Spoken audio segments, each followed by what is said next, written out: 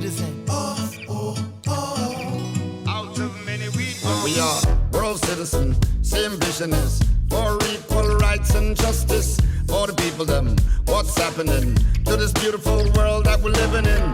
World citizen, lift up your voices. Welcome to another episode of the People Powered Planet podcast, where each week we bring you amazing solutionaries. While so many other podcasts and films are filled with all the terrible problems plaguing humanity, our focus is on the solutions and how together we can build the people-powered planet that Gary Davis, our mentor, envisioned.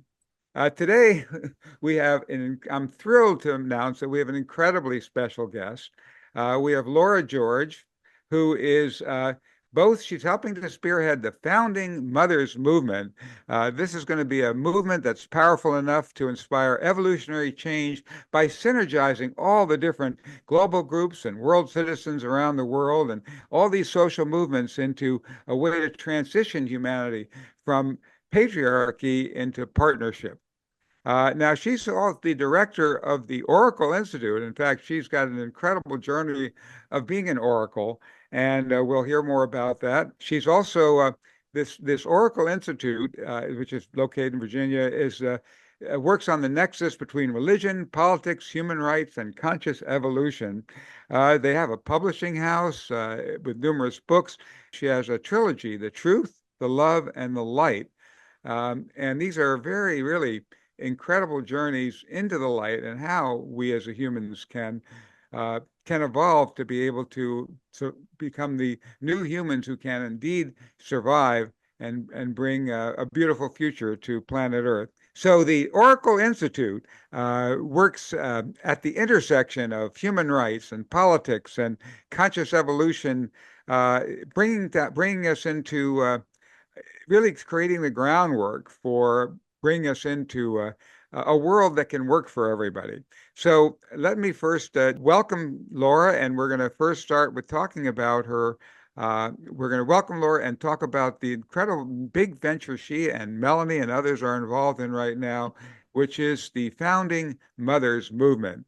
Could you briefly introduce the Founding Mothers movement, and then Melanie will play a little clip about what that's all about. Well, first, I just want to say thank you so much for having me on the show today. I've been a world citizen since birth, I think, just innately. And with regard to Founding Mothers movement, I think I have found my life's purpose. The project started as a collaboratory of evolutionary leaders. This is a circle of futurists and thought leaders that started collecting, I don't know, maybe 20 years ago with Deepak Chopra, Barbara Marx Hubbard, and other luminaries.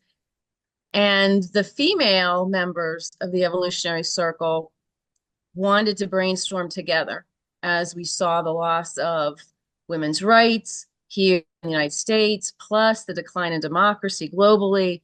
We realized, hey, it's time for women to really up their game. And the result was the Founding Mothers movement, which was blessed by everyone, including people like Rianne Eisler was in the original incubator group. So I know we have a video to describe its mission and purpose, and I'll just leave you with this before the video. We are seeking and will attain planetary partnership and peace. Women and men around the world are celebrating the birth of the Founding Mothers movement to secure universal rights for all women and to end war.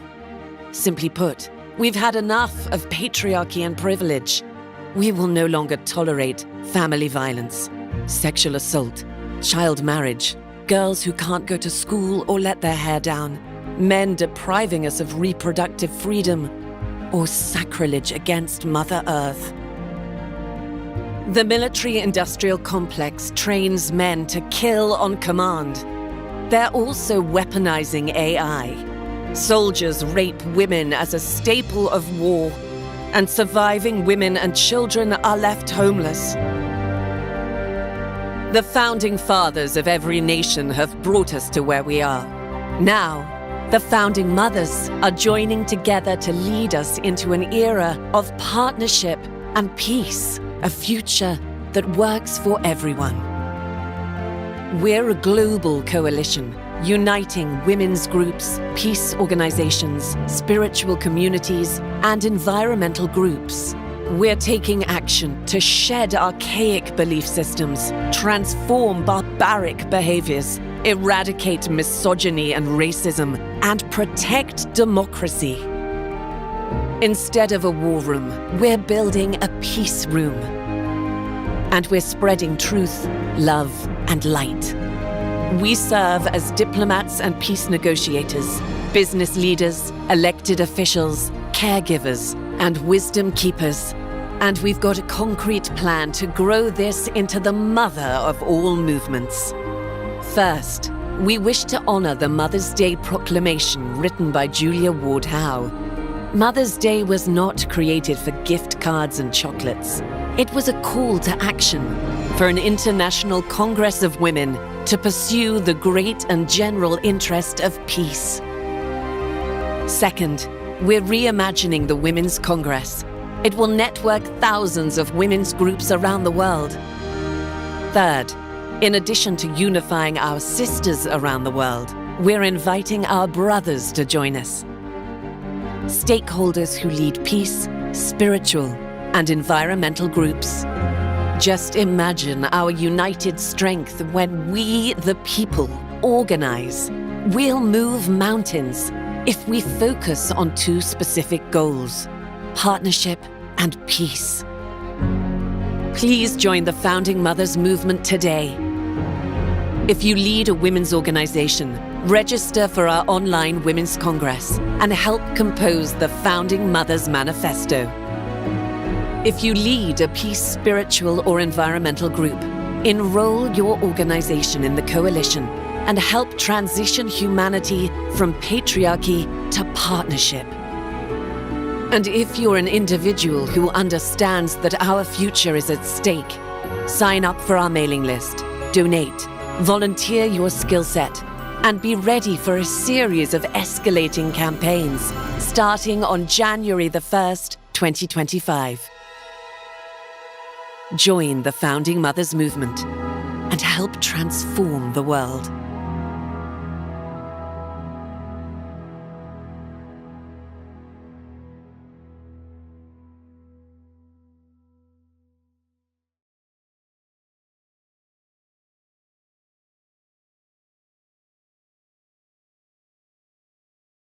Wow.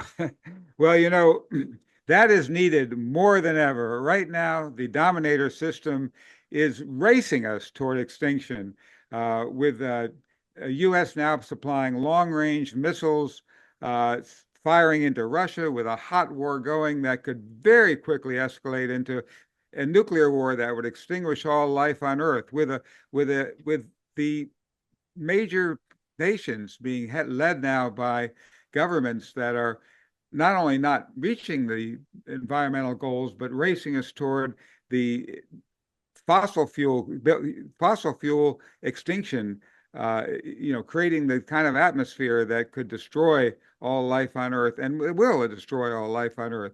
So right now, in this race against extinction, and then we're creating an AI, programming them to launch the nuclear missiles, to fight wars, and really we're programming an alien intelligence to kill humanity. With all these risks, how can the Founding Mothers movement quickly enough evolve, synergize the global groups and world citizens into a movement that can indeed take us off that path toward extinction? Well, Arthur, you're completely correct. The time is of the essence. The alt-right think tanks have been at this pretty much since Brown versus Board of Education. They've been at this for about 75 years in terms of their planning and creating an infrastructure in which Project 2025 was published. They were so bodacious about it, they actually gave us their playbook. So the left, those of us who are progressives, those of us who believe in world peace, and a beautiful future for humanity, which doesn't involve weaponry and domination and all of the hierarchical patterns of humanity's past, are behind. So we need a strategic plan ourselves, and we have one. For 9 months, and I think that's pretty apropos, we were gestating our strategic plan and gave birth to it collectively after midwifing it ourselves as well on July 5th. We are moving so fast. I was brought to tears by the launch video, which I've seen now so many times, but I was just reflecting while it was playing how hard we've been working and how quickly we're achieving the goals of unification. So in just 5 short months, we have passed a governance structure that is so novel. It's how women really do function in the world with each other and with others. So we call it matriarchy. It's a combination of sociocracy and female circle principles, indigenous wisdom. So women are the heart of the Congress.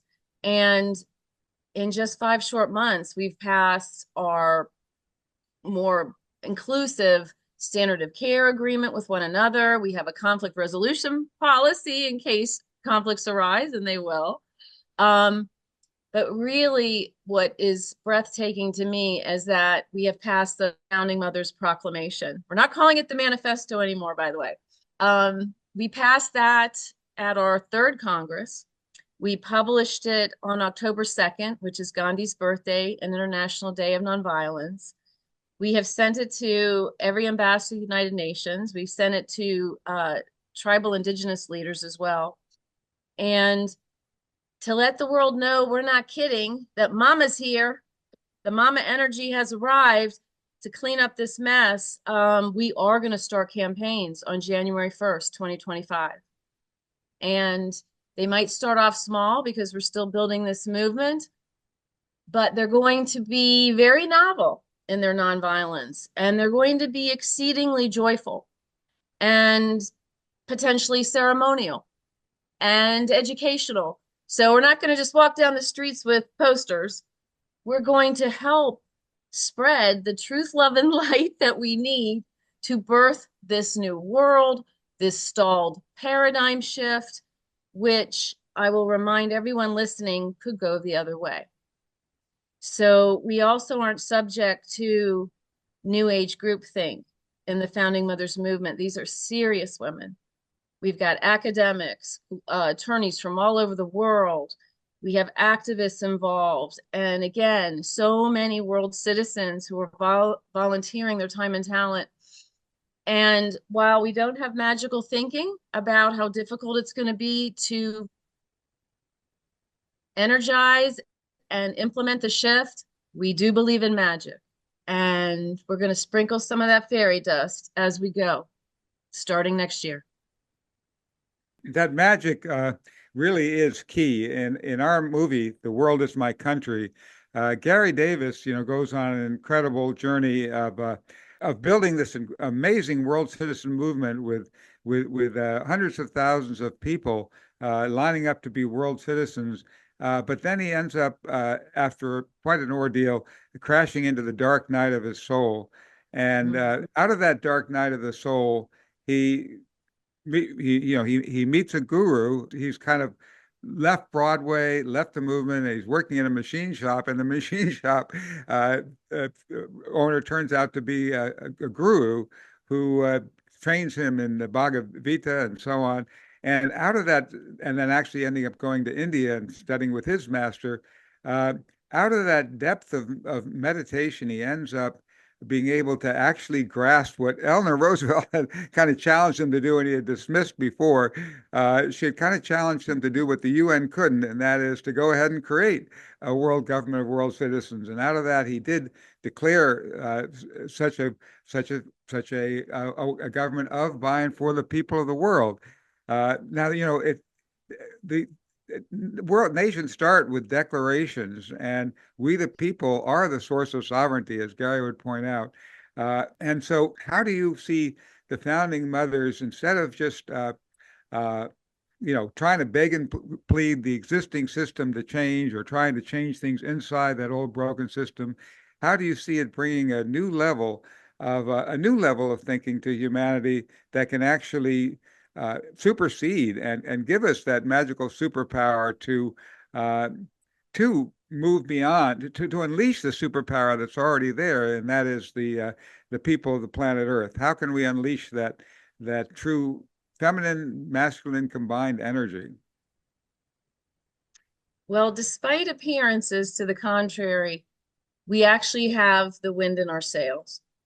We're coming up on, I think, a 25-year decline in democracy. As I mentioned earlier, a serious reversal of autonomy and women's rights in the US. But despite all of these negative metrics, we've got the collective consciousness on our side. And during the 20th century, we did see a steady progression, not only in things like standards of living increasing and, educational opportunities increasing. For those of us who are geeky enough to know spiral dynamics, which is a way of sort of monitoring the spectrum of consciousness, we see consciousness expanding globally. And I actually don't think a movement of this magnitude would have been possible, 50, 80, 100 years ago. And when Gary Davis was attempting it, he was speaking to an elite segment, really, of the world. Many people don't hold a world-centric view. And if you know this model, which is very, very helpful, you know that it's a way of categorizing humans, not for judgmental purposes, but for understanding where we are. I call it Maslow on steroids. And if we were using Maslow, which is a model people are more familiar with, what we'd be saying is that in that tippy top of the triangle, more and more people are self-actualizing. So that's one thing we have in our favor. The second thing we have in our favor is that the cutting edge of evolution now is unification. So, 20 years ago, when we started the Oracle Institute, partnering meant swapping logos on a website.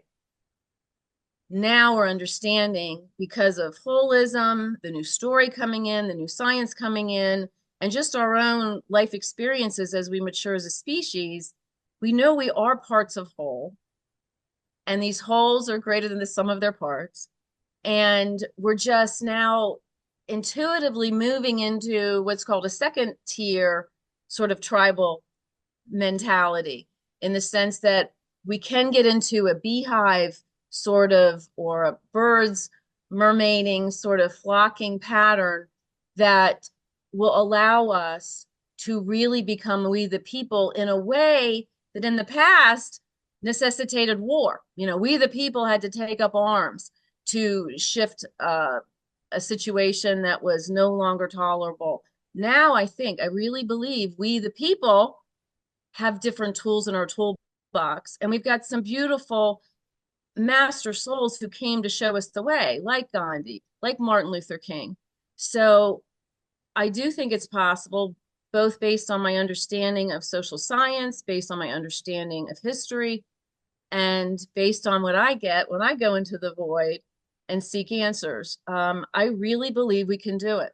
And let me just add, we better do it, because the consequences would be disastrous. We are coming into a unification period that can go either of two ways.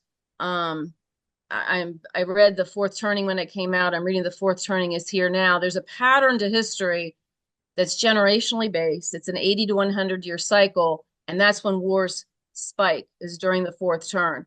So these charismatic leaders in the past, be they benevolent or not, will lead humanity in one or the other direction.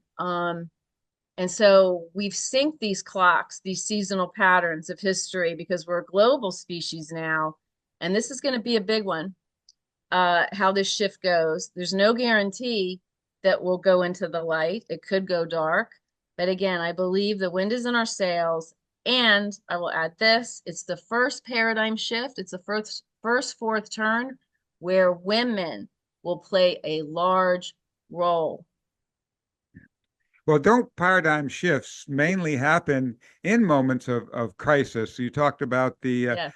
the great cusp and uh, and the kind of the evolutionary journey, which is never a straight path. Evolution happens at periods of crisis. Uh, so, talk a little bit more out of how out of crisis we can be born into this new possibility for humanity. Okay. Well, let me start with this. There's a wonderful book that came out, I don't know, about 5 years ago, Better Angels of Our Nature. And Pinker, I think, from Harvard was the author, Steven Pinker. And I very much enjoyed that book because it does show, while, looking at history, by decades or even centuries, we might say, oh, one step forward, two steps back, two steps forward, one step back. Over time, it is a spiral. And we see humanity progressing, progressing, progressing. For instance, I remember one part of the book was in the 1600s, it was entertainment to light cats on fire in town square on Saturday nights. That was considered a fun Saturday night. So there are, though, micro seasons within that. And that's what I was referring to with regard to the fourth turn, which you're right. In my books, I call it the great cusp. So we're here at this great cusp. I'm going to say something that's deemed pretty controversial at times, but I do believe that by definition, a paradigm shift is when one side wins and the other side loses. That's when the common ground has all but disappeared. It's a tragic time. It does seem to happen every 80 to 100 years. And then there are these grander cycles, the larger paradigm shifts, which relate to the Godhead. I'd love to talk about that if we have time. But yes, we're coming up on one of these just critical forks in the road, and we're going to get through it. It's just, where are we going to end up on the other side? And I think I'll just stop there because I can't remember the rest of your question. And I feel like I'm repeating myself. Because now I want to hear about the Godhead. Tell us about the Godhead. Oh, all right. Well, now we're in my favorite topic. Okay, now we're in my favorite topic. All right, so let me start by telling you why I built a Peace Pentagon. Okay. There's some obvious reasons. I mean, to sort of equalize and juxtapose the War Pentagon in Northern Virginia. We now have a Peace Pentagon in Southern Virginia, but it's a Pentagon inside of a Pentagon. And the interior chapel room is a Pentagon. And what we believe at the Oracle Institute, after studying religious history as well as human history, is that humanity has passed through 4 paradigms. We're trying to birth the 5th. And I'll note that the Hopi call it the 5th world. This number 5 comes up a lot. Walter Russell called it the 5th age of man. I think Madame Blavatsky called it the 5th root race. So the paradigms go this way. The first paradigm, primordial oneness. We're a thought form in the mind of God. If you really like the mythology in the Old Testament, I'd say, this is the Garden of Eden before the quote fall of man, which I don't believe in. But the second paradigm is where it gets interesting. So this is when humans crafted their first spiritual belief system, and universally, it was the Great Mother. And the Great Mother was everything. They both loved and feared her. Our early ancestors, this is when human sacrifice was taking place, was actually during this era. So then we slowly shift. We learn about procreation. We're starting to learn about agriculture. And then we go into polytheism. This is the third paradigm. And this is when we see the division of male and female roles become entrenched. We're no longer hunter-gatherers. Now, we also see the caste developing, the priest caste and the merchant class, the warrior class, all of that. And then, even though we had gods and goddesses, it was almost as though we weren't quite smart enough yet to envision a genderful or genderless deity. And so then we went into the fourth paradigm. That's where we've been for about 2,000 years. The Abrahamic religions brought us back to monotheism, but again, didn't seem quite capable of not attaching, if not a gender outright, to God, the masculine traits of the Godhead. So what we say is that this fifth paradigm is about getting the Godhead in balance, not in the old, God goddess way, but in this energetic sense. If you ask adults now their belief about deity, most humans will say God is our motto, actually, truth. That was what Gandhi said. God is truth. God is love. God is light. God is justice. God is perfection. So we're not anthropomorphizing as much anymore. And I'll just leave you with this. How can women be equal on the earth plane if God is a man in the ethereal plane? That's the big shift. And if we can shift most of humanity into viewing God as this genderful, genderless, energetic field of consciousness, the trickle down effect will be immense, immense. That's the bigger shift. Yes, and one thing I found very powerful in your book is that at the same time that we're seeing this deep, deep darkness, there's an incredible birth of light. We often talked about Melanie and I have often talked about the George Fox song that kind of embodies that yin yang, and I'm hoping we can show your crow and dove yin yang symbol. I want to just introduce it by saying that. One of the things we found powerful, and when I reach these moments of deep, deep despair over humanity, and I feel that that incredible primordial fear that not just I could die, but all music, all art, all the incredible, birds and dogs and cats and all just the amazing wonders that we could destroy all that. When I feel that, I remember that George Fox song that we used to sing as kids in Quaker first day school. There's an ocean of darkness, and I drowned in the night till I came through the darkness to the ocean of light. And the light is forever, and the light makes us free. I will dwell in the glory of the light, said he. Walk in the light wherever you may be. Walk in the light wherever you may be. In my old leather breeches and my shaggy, shaggy locks, I am walking in the glory of the light, said Fox. And what I liked about that is I realized that, yes, there is indeed this deep, deep ocean of darkness. You can, the more you look at it, the more you take any of these issues, nuclear, environmental, the more panicky you become, the more it becomes like you're literally drowning in this ocean of darkness. If you thought that was bad, it's even worse than that. And if you thought that was bad, you're missing the big picture. It's even worse, and you just drown.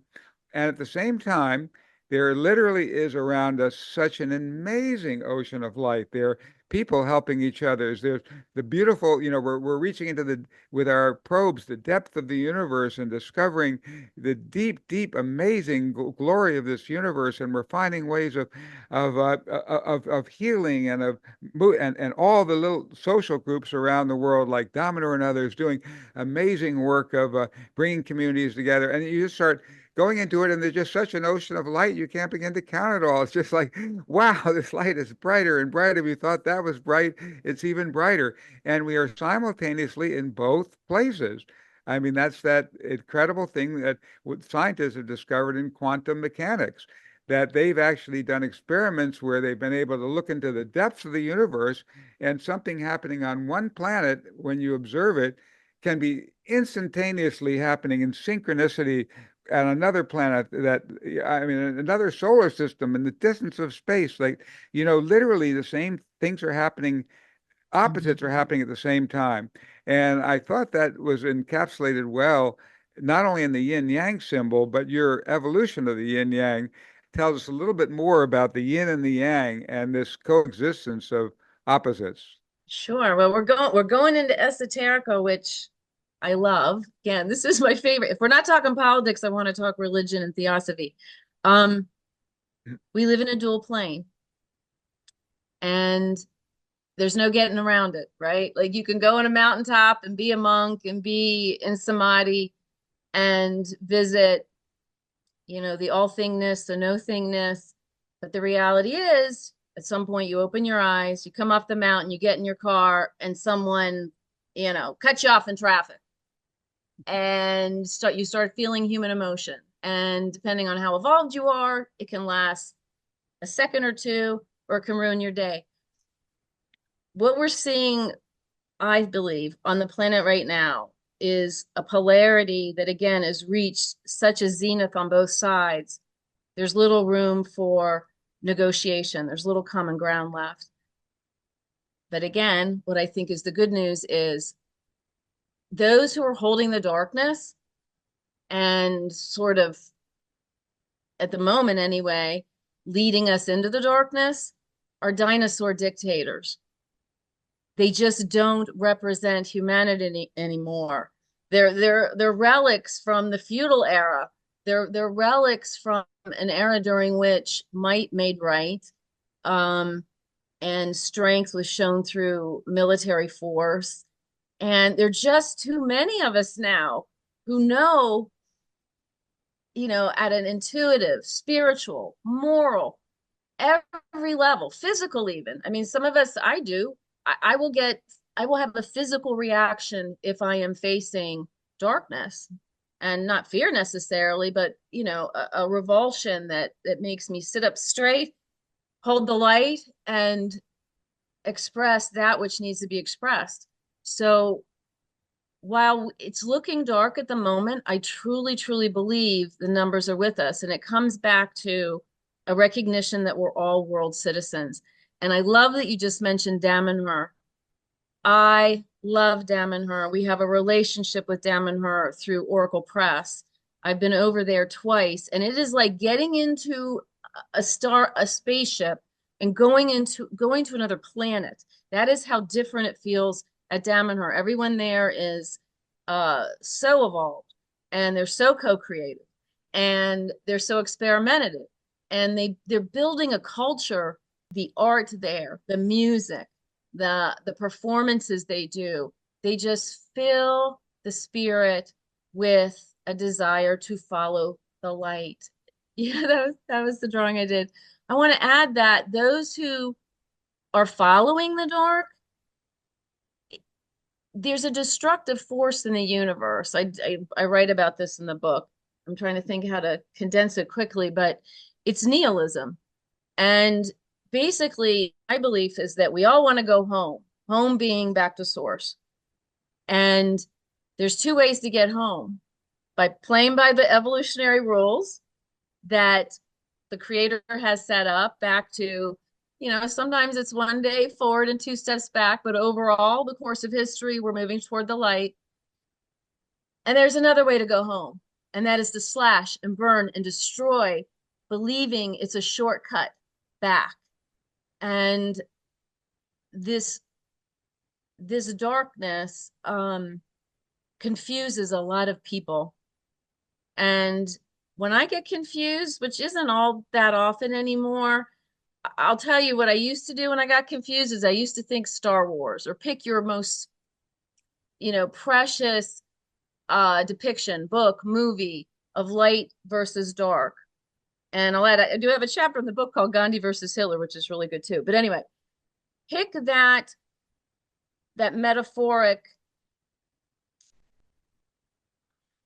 either spiritual or artistic or image. And what you find is that darkness meets light at every stage. So, when we get to the top, there's a dark lord like Darth Vader, and then there's this mystical white wizard like Yoda. What happens when Yoda dies? The light gets even stronger. So these might seem like fanciful stories that we tell our children, but they're true.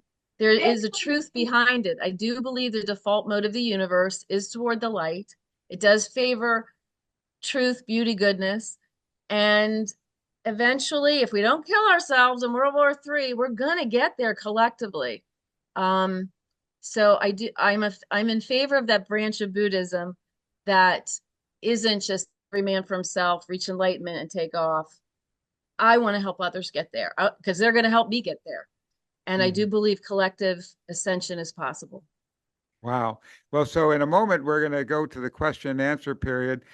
Do call up that screen again, Melanie. I just want to show people a little more. If we zoom in on that dove and that crow, tell us a little bit about what is that symbol that we're seeing and why. I'm a big believer in creative visualization.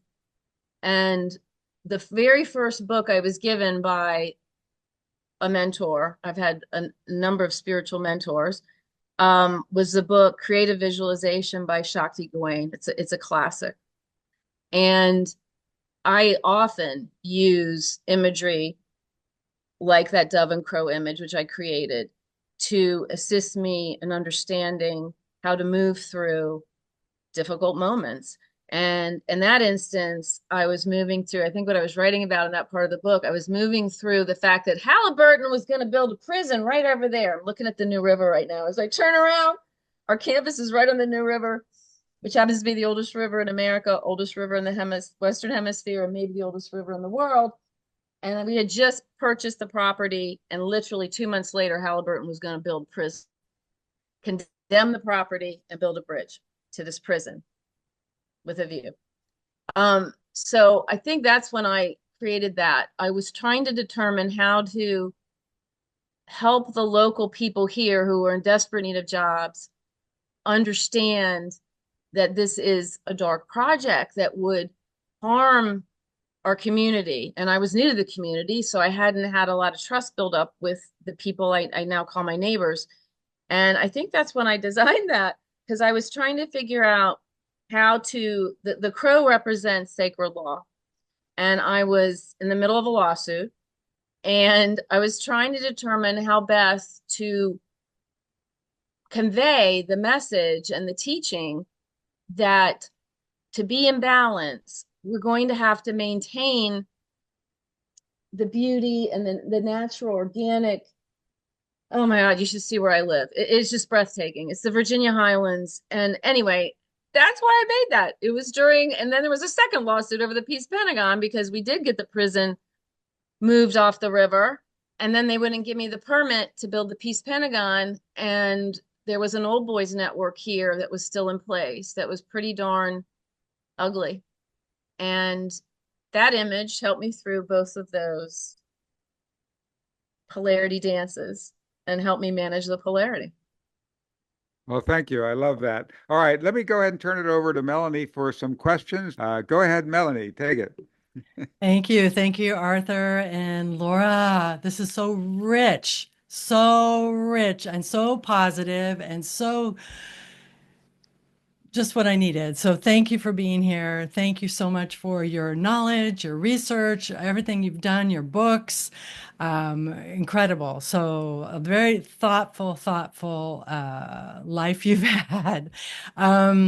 Goodness sakes. And I know that I want to do this before we go to the questions. I just want to mention that you have a town hall tomorrow, and who is your special guest for the town hall tomorrow? Well, it's Marianne Williamson. So Yay. Founding Mothers has made its way into at least the consciousness of some people outside just our partner network, because we've been just primarily focusing on the partner network. So Marianne Williamson heard about it. And not only is she going to be the guest speaker at the town hall tomorrow, she also was the keynote speaker at our 5th Congress just last Saturday. And that is the level of attention I truly believe this movement is going to continue to garner, because the impulse is pure. This is in no way a feminist movement. Our goal is, and let me just say why we're keeping the goals so clean and simple and clear. Learning this from both Gandhi and Martin Luther King, right? You play fair, first off. You let your quote opponent know that which you seek. Number 2, you keep the demands, these are activist terms, clean and crisp, and you don't mess with them in the sense that on a good day, maybe get an early win. Oh, guess what else we want? No, we're going to play fair. Team Light plays fair. What we know is, from research, from life experience, from the social sciences, when women are in the room, the discussions change, the outcomes change. We tend to take into account more stakeholders. We tend to be web thinkers. We tend to play with domino effects. If A happens, then B happens, and then there's a fork in the road, how the dominoes fall. Women just typically think this way. trying at all times to keep the best interests of everyone involved. So when women are in the room, everything changes. That's number one. That's why full empowerment of women is the first quote demand. The second is, unless we stop war and stop it fast, again, these dinosaur dictators are near the red buttons and they've got control of the military. And until we can convince them to either step down or vote them out of office, or hopefully in a peaceable manner, create evolutionary change in those pockets of the world, it's not going to matter if women are at the table. We're all going down. So to us, those are the two most primary elements of the poly crisis. And if we solve those two, everything else is remediable, because then we'll start taking care of the planet. We'll start taking care of each other better. So anyway, yes, I just wanted to add that. So Marianne's coming. Please come to the town hall tomorrow. It's open to the public, unlike the Congress. And you can learn more Yes. about founding mothers. Perfect. Yes, we have to get rid of this war thing. Absolutely. And the fact that, I'm thinking in general, as if we generalize, women generally are taught and educated to be nurturing in general. You're not saying that we're excluding all the other genders, right? You're saying, we want that feminine side, that type of thing, but we want to include everyone, right? Yeah, I'm really talking about, let's take men and women out of it. I'm really talking about left brain, right brain, balance. And, I was an attorney during the first half of my life, and left brain, left brain, left brain. And the first thing I did, because 9/11 was my wake-up call, and I quit the practice of law. And first thing I did was take an acting class. Second thing I did was take a painting class to get my right brain open up again. And I tell you that because I intuitively knew I was out of balance. And so again, this is nothing to do with what flesh skin we're wearing. I actually tend to lead a lot with my masculine. And frankly, the type of mothering that's needed right now is a fierce love. It's not a love that is enabling or condoning or even willing to allow further exploration of the child that's getting too close to the fire. It's time to grab that child back from the fire. And it's time for all of us, men and women, to tap in to, again, whole brain thinking and what is needed now to help our species not only continue the human experiments, our very survival is on the line. And we haven't even talked about AI. We haven't even had a time to do that. Real quickly, though, I'll tell you, in the Founding Mothers Proclamation, one of the founding mothers is Anna Lou Smitsman. She also works on Earth Federation, and she works on the AGI Benevolent Constitution. So in 5 very tight pages, we address women's rights, war, AI, and Earth Federation, because actually there's really no future for us without it. There is no real world law. There are treaties and there are, statutes that people deem universal, and the United Nations has resolutions. But law doesn't really exist until there's a system that enforces it.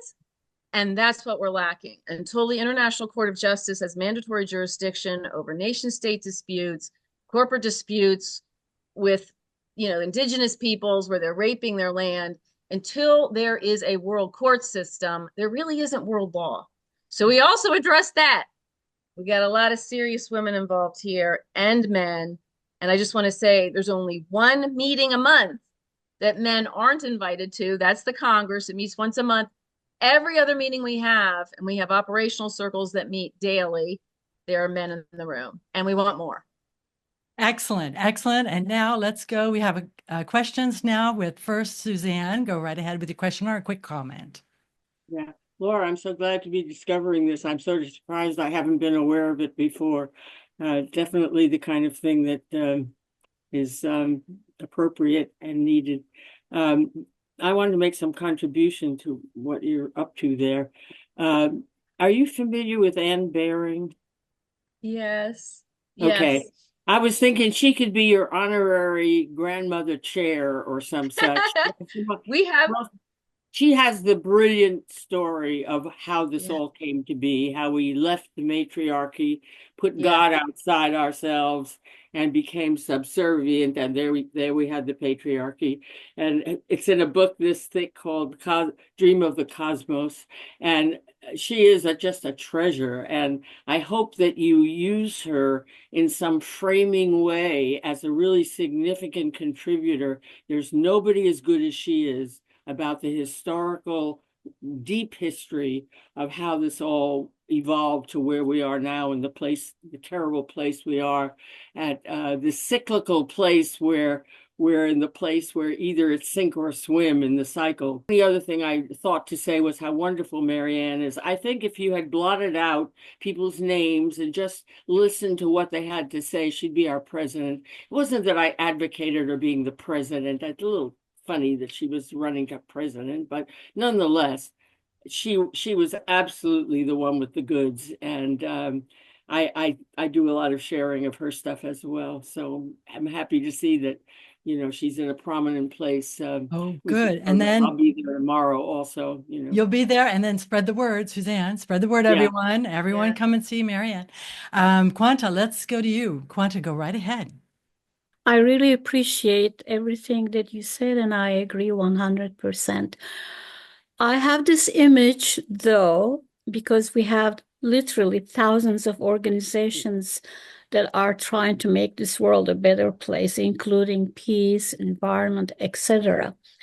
But right now, the way I look at it, and I have this vision, like you were talking about your vision, that we all become tree huggers in a forest that is in danger of an infernal fire. So are we going to figure out when we're going to become firefighters and tree huggers? Thank you. I love that imagery because I'm visual. I immediately saw a forest about to go set on fire. Let me answer this way and also clarify. Founding Mothers Movement is not an entity. It's not another nonprofit. That's the last thing we need. There's plenty of them, right? It's a meta unity brand. And I think what we bring to the table that is unique is an awareness of how systems level synergy takes place. The women involved are all, if not system scientists, very aware of biomimicry, like just how it works, how holism works and what it means. And so what we bring that's different than, a group that might be working on environmental matters or women's rights or, any of the umpteenth points of light that all need to be pressed right now, we're creating an incubator where we can all meet and talk and strategize. Again, we're so far behind syncing up. We're synced up, consciously in terms of our mutual desire for this beautiful new world that's just right around the corner if we can get there. But what we're not doing is showing our strength in a way that the bad guys are going to take notice of. So if we want to impact the institutions, which are it's governance and institutions, which is lagging behind the cutting edge of consciousness, we have to show our strength. It's a third quadrant integral theory. We, the people, have to show we have the power to then impact the institution. And until we do that, nothing's going to change. If we meet online, they don't care.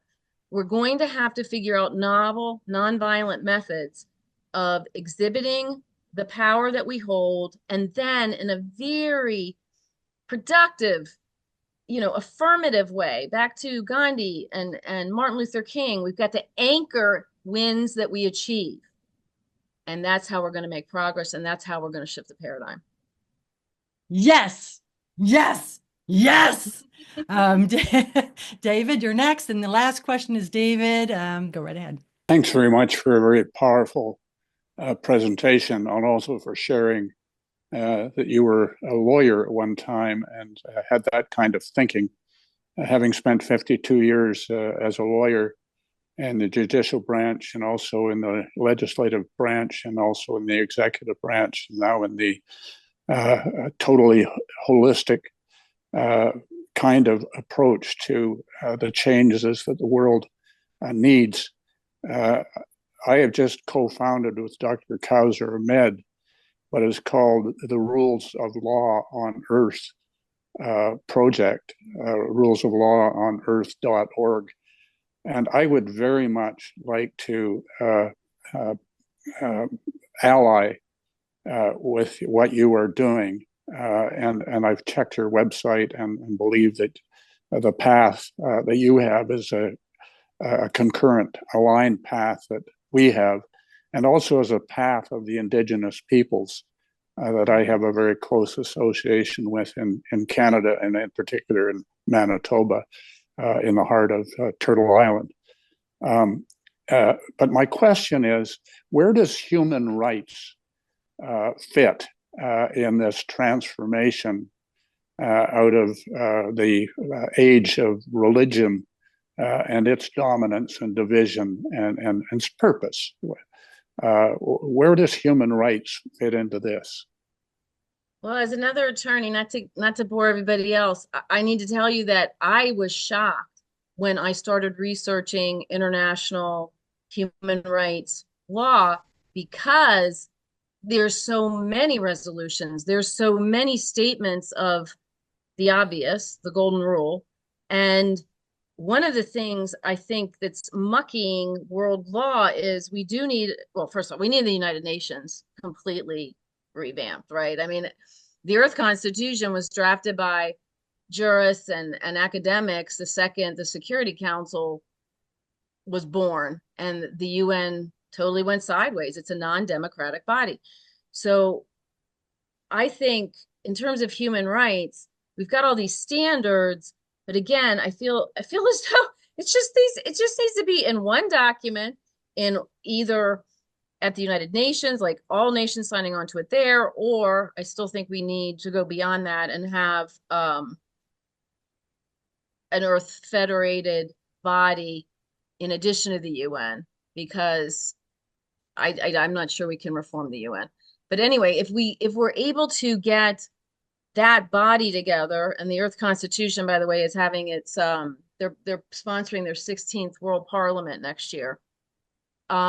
Then I think we stand a chance of bringing the nations along. We also will have a set of standards that are universal, and it'll be so much easier.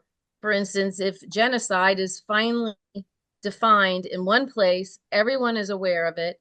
This is a law that is global, and it'll be a lot easier to tell when a nation is violating that standard, and we'll have a court system that will be the final interpreter of the law. And it's just going to become a situation in the future where conflict it's not even an option any longer. It won't even be an option. So I love that you want to align. We had 7 global attorneys working on this, including the former UN lead attorney, assisted us with the proclamation. So yes, please be in touch, and let's figure out how to do this. Beautiful. It's going to take a lot of ingenuity. Beautiful. Great connection. And do you have time for one question just snuck in? Do you have time for one more? Yeah. Okay, Rose. Yeah, and I'd also love to show the I want to too. Video. Yeah, the real uplifting video. Okay, we'll do that after Rose. Rose, go right ahead. Okay, thank you, Laura, for your very interesting presentation. I'm in the process of writing a piece for a World Federalist publication, the Mondial, which you're probably familiar with, on building a culture of peace. And I'm wondering about some of the cherished belief systems within the peace movements that want to reform the UN, like a UN Parliamentary Assembly. And I can't help thinking that given the way in which things like democracy and all the spiritual good angels of our nature seem to have been rejected in the last election, why we would have more faith in developing a system where the average, possibly not sufficiently well informed in terms of civics person would have a direct role, I guess, through a UN parliamentary system in crafting policy. Mm-hmm. So the founding fathers were very aware that an uninformed population was going to potentially undermine democracy. I mean, they wrote about that a lot in the Federalist Papers. And we're definitely seeing a reduction in the efficacy of our educational system. There's no doubt about it. I was a product of public schools, and I put up my education against any private school. Well, not so any longer. So we've got a few things going on here. Then we've got purposeful misinformation campaigns, by governments that have found that it's a lot cheaper to fight us on the internet and with propaganda and memes than to actually fight with bombs. And then we got Fox News, where I think most Americans are getting their news. And that's just a 24-hour propaganda machine. So I agree with you that an uninformed electorate is dangerous, very, very dangerous.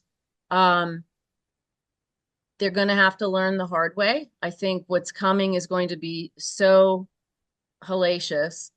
And we're already seeing voter remorse. I mean, as they start to unveil their plans, and, Trump was lying that he had nothing to do with Project 2025. And, the website now says Presidential Transition Project, and he's embracing it. And he nominated for Commerce Secretary, one of the key authors, I think just yesterday. So as people have to, I don't know why they're confused about his ability to tell the truth. I mean, he's a serial liar. But when they realize he just pulled the biggest con of all, there's going to be a lot of anger. And there are going to be a lot of people who have a new type of confusion, like what political tribal family do they belong in? And I think we're going to see unrest that he wasn't anticipating. I mean, he wants to create unrest. He's a chaos. He's the master of chaos. And Steve Bannon's favorite book is The Fourth Turning. I mean, they study this. They also study spiral dynamics. So they know how to steer the herd. They know how to trick people with, look over here to this shiny object, or while we talk about abortion, why we steal your Fourth Amendment rights, or let us talk about the Second Amendment guns while we steal your Fourth Amendment rights and your First Amendment rights to assemble. Okay, they're masters at that. And we've got to become masters at clarifying things for people. Marianne is pretty darn good at it. I've seen other speakers who are good at it, but that's the type of straight talk the founding mothers are going to make. We want to be very clear. We want to keep it both simple and sacred. And I do believe that Americans are going to be repelled by what happens next year. They're going to build these immigration concentration camps. I thought they'd come to a town like mine. I live in the middle of nowhere, this teeny town. Our entire county has 15,000 people in it. No, they're going to build them by major metropolitan centers. And you could say, okay, well, that's easier to move the bodies as they round them up. But I think they're doing it to instill fear. I think as we watch neighbors of ours being hauled off, and dreamers who have never known anything other than the United States, their children who are citizens, as these people get moved off, their homes, or if they own a home, we're going to see another heist of real estate. I mean, it's going to be really ugly. And that's why time is of the essence. We need to coalesce, synergize, unify fast, because the fascists are coming. And all it takes for evil to prosper is for good men and women to do nothing.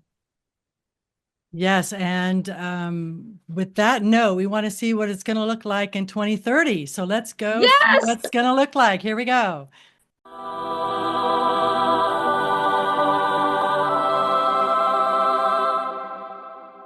The year is 2030, and the Founding Mothers movement has successfully shifted the paradigm. We have achieved a great victory. We have fully empowered women around the world, and we have stopped an evil that no people before us were able to prevent. We have ended war.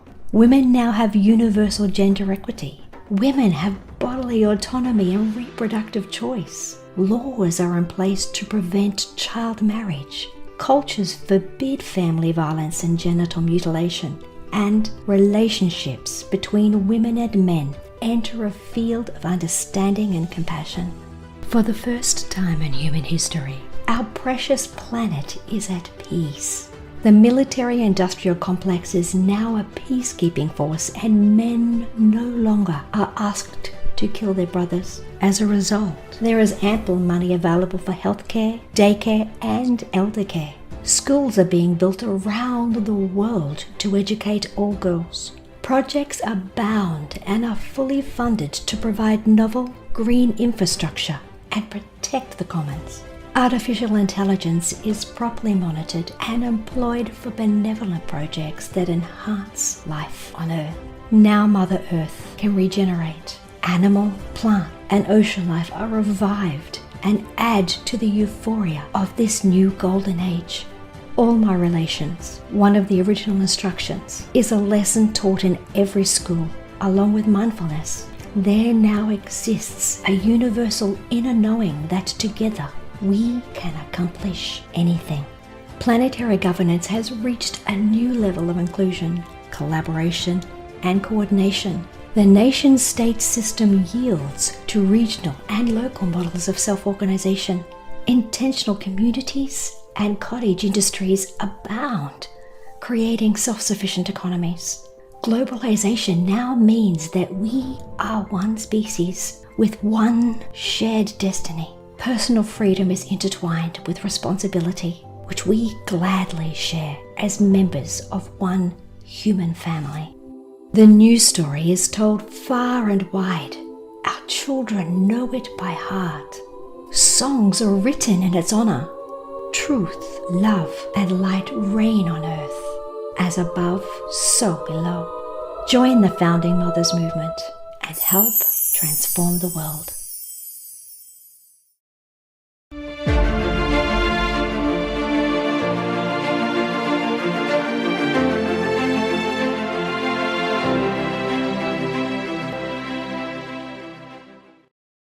And now, with that note, we'll go back to Arthur. Arthur, go ahead. Take it away, please. Well, thank you so much. Our visions do help create our reality, and that's why it's so important to be putting out the kind of vision in that video and then actually taking that into movies and TV shows where we really can help young people experience and dwell in the kind of future we want.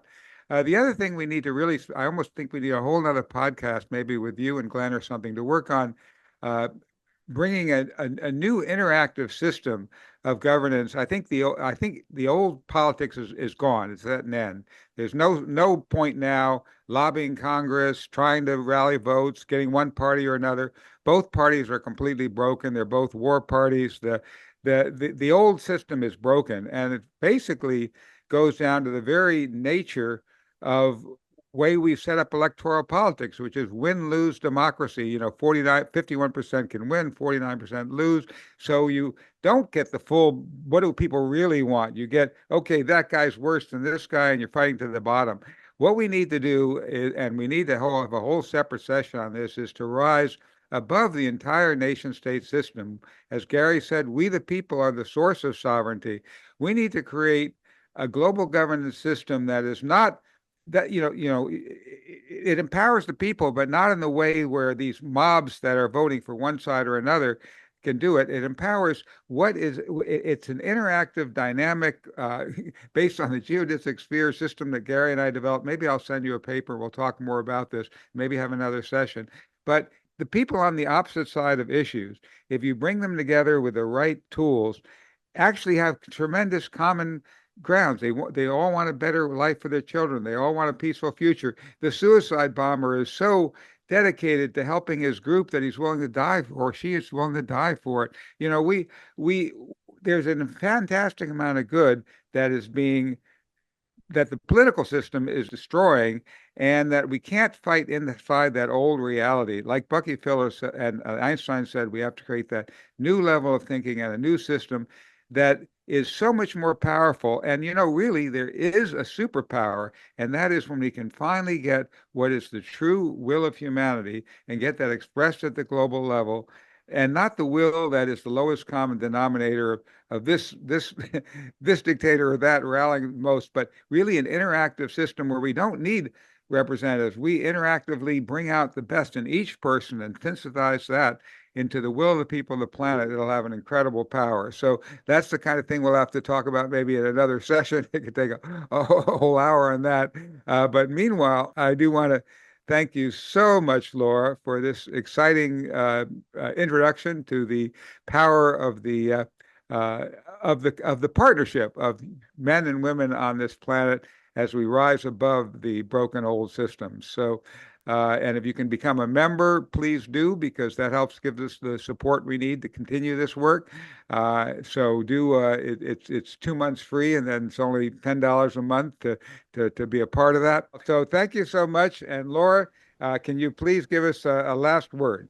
Om Jai. What does that mean? That means earth victory. Yay. And it's how we often end sessions at the Founding Mothers. We say Om Jai, earth victory. Well, everyone, let's all unmute and let's do Om Jai. Om Jai. Jai. Om Jai. Om Jai. Thank you, everyone, for joining us on another episode of the People Powered Planet podcast. World citizen, lift up your voices. Oh, we got something to say. All we need is the same directions, heading in one way. Thank you for watching. Please subscribe to our channel and like this video.